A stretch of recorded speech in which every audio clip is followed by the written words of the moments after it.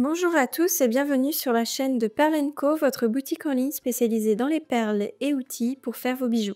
Aujourd'hui, je vous propose de réaliser ce bracelet, inspiration art déco, avec les couleurs qui se rapprochent le plus de la couleur de l'année Pantone, à savoir Mocha Mousse, en tout cas selon moi. Donc j'ai choisi deux teintes de marron parce que la couleur Mocha Mousse, selon Pantone, c'est quand même un ensemble de couleurs marron. On va réaliser ça au métier à tisser avec des perles Miyuki délicats.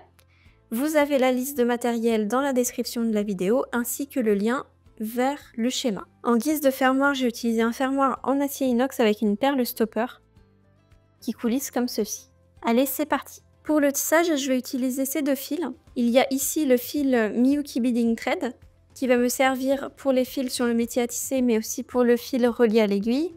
Et ici, il y a un fil plus épais. Du Silon Fine Weight Cord, je crois. De toute façon, vous avez le lien vers le matériel dans la description de la vidéo. Et celui-ci, je vais le mettre en bordure de chaque côté de mon tissage pour le rendre plus joli et puis pour le rendre un petit peu plus résistant aussi. Je commence par nouer mon fil au métier à tisser. Je fais un double nœud. Ensuite, je vais du coup passer mon fil sur le ressort ici. J'ai mis un autre fond pour que vous voyez un petit peu mieux le fil. Donc on traverse.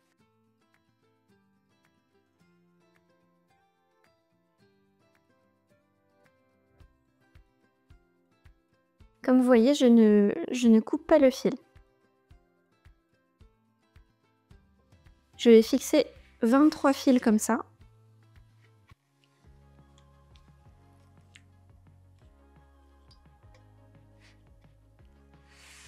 Donc continuez. Le fil doit être tendu, mais vous ne devez pas trop serrer. Après, on pourra réajuster, mais essayez juste d'être régulier sur la tension.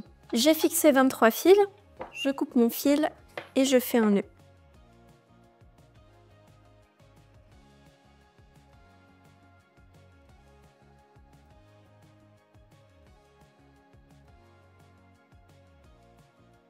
Maintenant, je vais fixer les fils de bordure de chaque côté. Donc je fais exactement la même chose, je noue mon fil.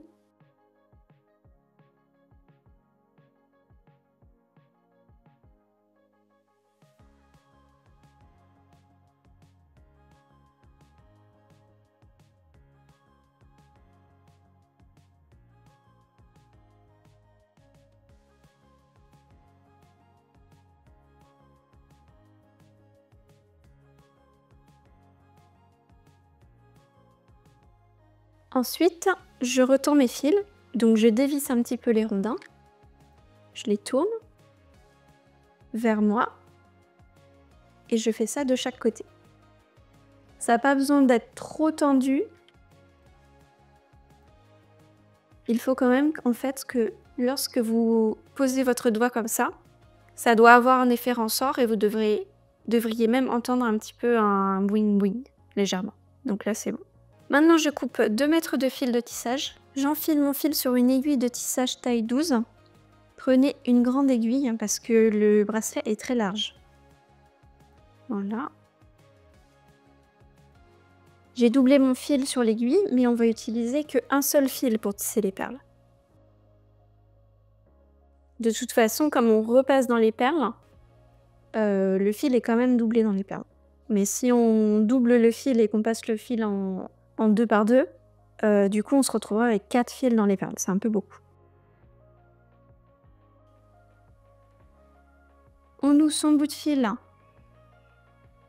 au fil extérieur au tissage, pas trop près du ressort.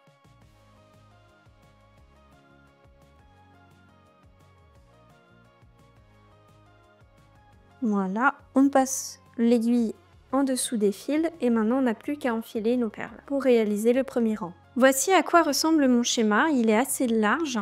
Donc du coup, les rangées sont ici et là vous avez chaque rang à enfiler. Donc on commence par une perle marron, une perle dorée, 2 perles mica, une perle dorée, 2 perles marron et ainsi de suite. On enfile tout en une seule fois. Une fois que vous aurez tout enfilé, si vous voulez mieux vous repérer, vous pouvez barrer les perles au fur et à mesure que vous les enfilez. Les lettres correspondent à une référence de perle. Donc ici, vous avez la couleur de la perle sur le schéma, son symbole, la quantité nécessaire pour réaliser le schéma, mais ça va dépendre de la longueur de votre bracelet, et ici, la référence de la perle. J'ai enfilé ma première rangée, ça correspondait à ça. Et maintenant, on va mettre chaque perle entre deux fils. Donc au début, les fils ils sont très écartés, mais après quelques rangs, ils vont prendre exactement la taille des perles, donc c'est normal. On commence par les perles de ce côté-là pour que ça soit plus facile. On n'est pas obligé de passer l'aiguille d'un coup dans toutes les perles, on peut le faire petit à petit, surtout que sur le premier rang, c'est un peu compliqué. Donc là, j'ai placé mes perles entre deux fils, entre les premiers fils, et je commence à passer dans les perles. Et vous voyez, je pousse les perles vers le haut pour que le fil du métier à tisser soit en bas et pour pouvoir passer mon aiguille au-dessus des fils du métier à tisser.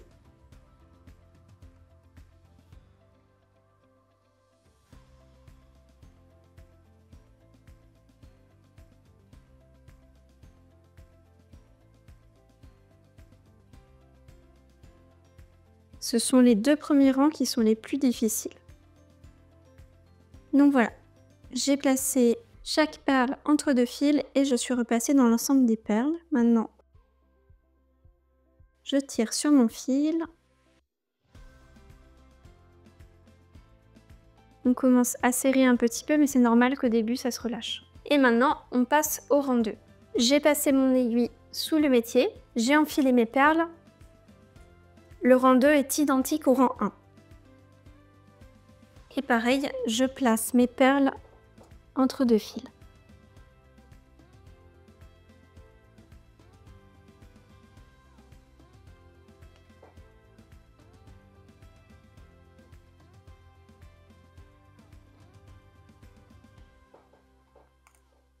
Passons au rang 3. À partir du troisième rang, c'est beaucoup plus facile. On peut faire rouler les perles comme ça pour les placer entre les fils et globalement, elles tiennent bien en place. Donc après, on n'a plus qu'à les pousser toujours vers le haut et à passer notre aiguille dans les perles au-dessus des fils du métier à tisser.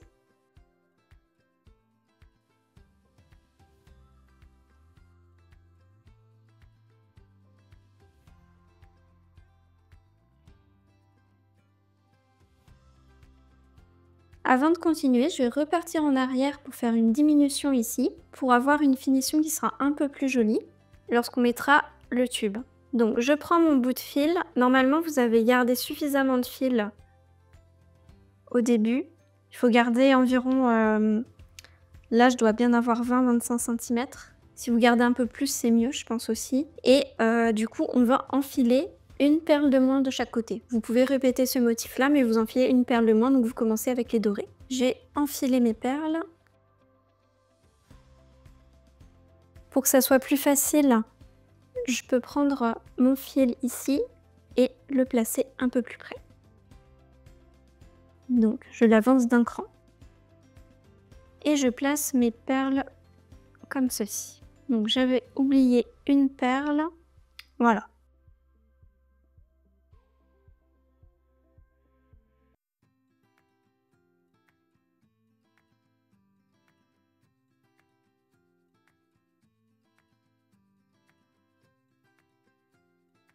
Et on repasse de nouveau dans toutes les perles en passant bien autour de ce fil.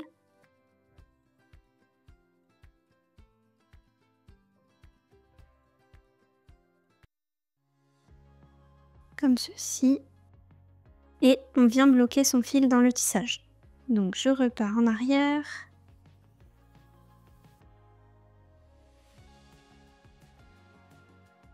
Là, je ressors ici.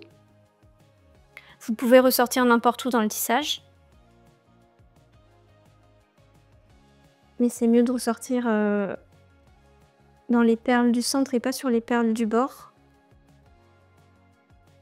Pour éviter les surépaisseurs sur le bord. Et ensuite, on passe dans une perle voisine du rang d'à côté.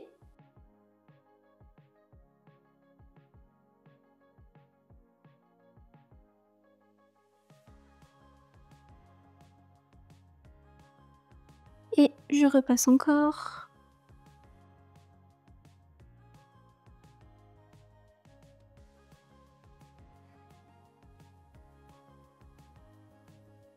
Voilà. Et maintenant, je peux couper mon fil. Maintenant, remettez l'aiguille sur l'autre fil et continuez le tissage.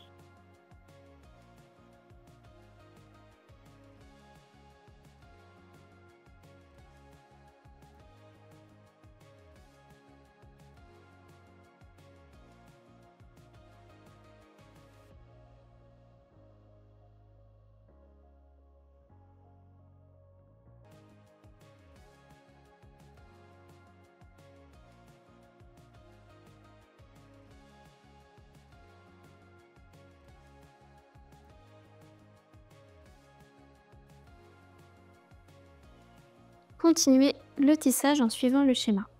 Commencez par faire un tissage qui fait la taille de votre tour de poignet moins 2 cm. Il ne me reste qu'une vingtaine de centimètres de bout de fil, donc je vais changer mon fil. Pour cela, je repasse dans les perles. Vous voyez, je ressors dans le tissage et pas sur le bord. C'est pour éviter de faire une surépaisseur. On va cacher le fil directement dans les perles et le coincer. Il n'y a pas besoin de faire de nœud. Donc à chaque fois, je repasse dans les perles qui sont à côté de la perle d'où mon fil sort.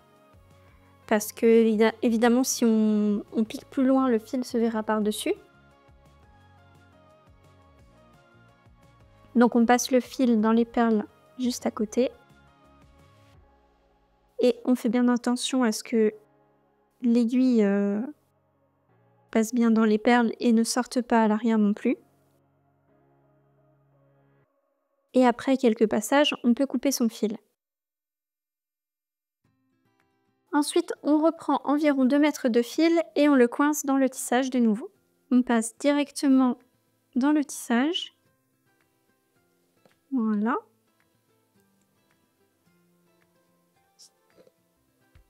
Donc je ressors à l'intérieur du tissage aussi.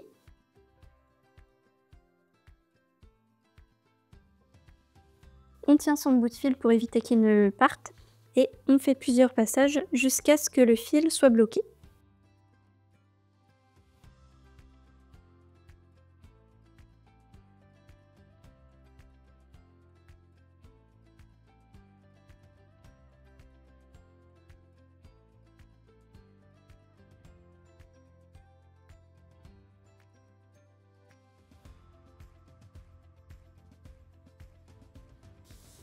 Pour savoir si le fil est bloqué, il suffit de tirer dessus. Là, vous voyez, il n'est pas bloqué. Comme vous voyez, il n'est pas bloqué puisqu'il continue de coulisser. Donc on repasse encore un petit peu.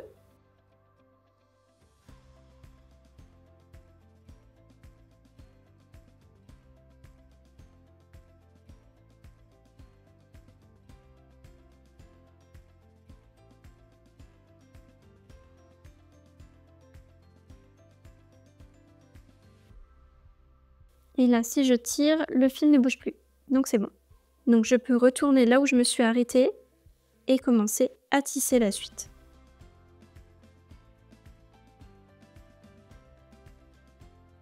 Et on peut couper le petit bout de fil.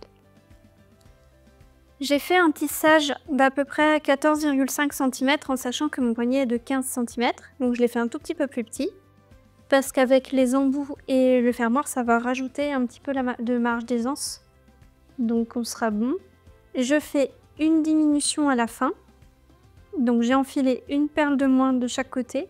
Vous voyez, j'ai pas enfilé les perles marron de chaque côté. Je centre mes perles.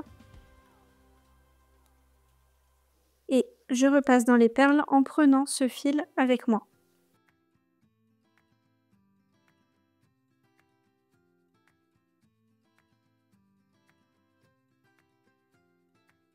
Et je repasse encore une deuxième fois pour attraper et rapprocher ce fil-là.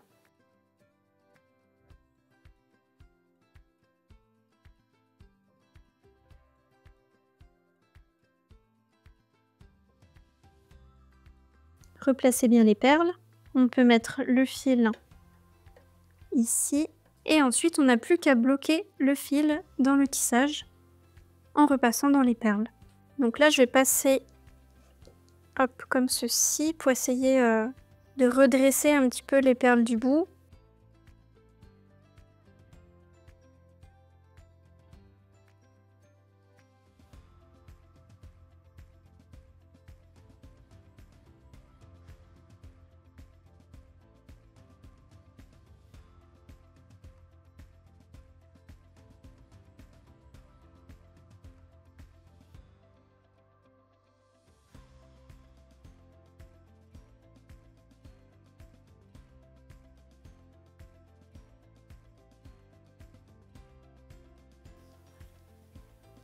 Voilà, je le fais sortir dans le tissage et pas sur le bord. Et on coupe. Ensuite, je coupe mes fils.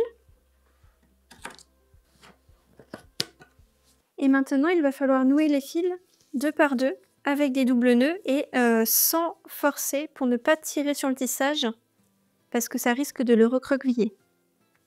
Donc on fait juste des nœuds sans serrer.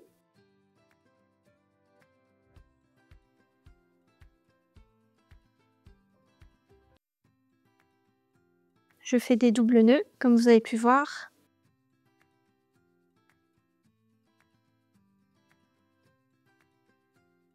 Vous le faites des deux côtés. Comme il y a un nombre de fils impair, vous nouez une deuxième fois l'avant-dernier fil avec le dernier fil. Et on passe à l'autre côté. Vérifiez que les nœuds ne se sont pas défaits entre temps, sinon vous resserrez un petit peu. Là, par exemple, c'est pas très serré. Et ensuite, coupez à 2 mm le fil. Donc vous y allez doucement.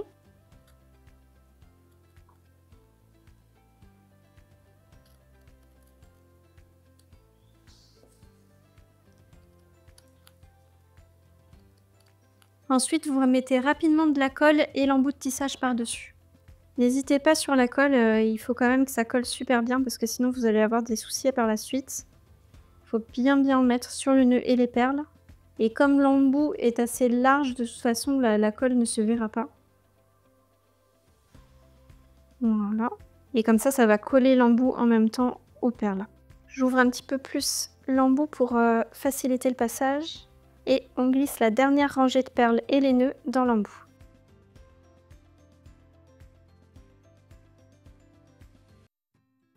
On y va doucement sans forcer.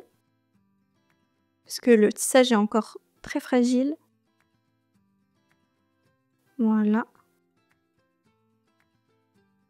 On peut prendre un petit cure-dent pour enfoncer un peu plus le nœud à l'intérieur. Et ensuite, on rabat.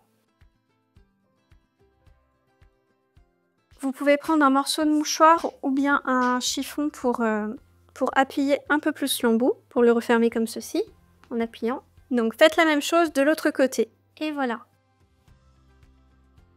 Maintenant, plus qu'à mettre le fermoir. Donc moi, je vous avais montré, j'ai pris un petit fermoir avec une perle stopper.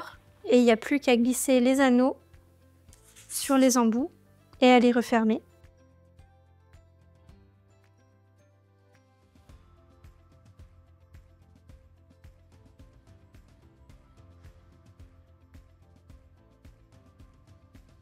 Ensuite, attendez 24 heures avant de porter le bracelet parce qu'il faut bien que la colle ait séché à l'intérieur. Merci à tous d'avoir regardé cette vidéo, j'espère qu'elle vous a plu. Comme je vous ai dit, vous retrouverez le schéma et le lien vers le matériel dans la description de la vidéo. N'hésitez pas à nous mettre un petit pouce en l'air et un petit commentaire, à vous abonner et je vous dis à la prochaine.